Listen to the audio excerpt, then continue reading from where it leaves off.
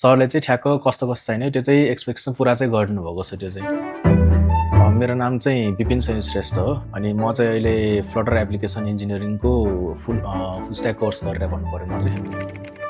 म चाहिँ अहिले जबै गरेर यसो गर्नु चाहिँ अनि जबमा पनि अब के भन्छ अब अझै एडभान्स लेभलमा नि काम गर्न सक्नुलाई त्यसको लागि चाहिँ मैले फेरि क्लास जोइन गरेको हो मैले चाहिँ फेसबुक एड्सबाट हो थाहा पाएको चाहिँ। यतातिर मलाई तानेको भनेको चाहिँ मेन गरी चाहिँ कोर्स कन्टेन्टले भयो मेन चाहिँ। हामीलाई जस्तो चाहिँ रियल लाइफमा चाहिने चाहिँ प्र्याक्टिकली चाहिने चाहिँ कोर्सहरू हुन्छ नि मलाई चाहिँ ठ्याक्क त्यो कस्तो छ भनेर एक्ज्याक्टली यतातिर चाहिँ देखेको हो मैले चाहिँ। मेरो त्यो चाहिँ एक्सपेक्टेसन चाहिँ अब ठिन चाहिँ थियो होइन त्यो चाहिँ ठ्याक्क अब यहाँ सरले चाहिँ ठ्याक्क कस्तो छैन त्यो चाहिँ एक्सपेक्टेसन पुरा चाहिँ गर्नुभएको छ त्यो चाहिँ। कस्तो भन्दाखेरि मलाई कसरी सिक्नुपर्ने थियो कुन हिसाबले प्रोपरली मलाई गाइडेन्स चाहिने थियो ठ्याक्क त्यो चाहिँ एउटा पुरा चाहिँ भएको छ मेरो चाहिँ।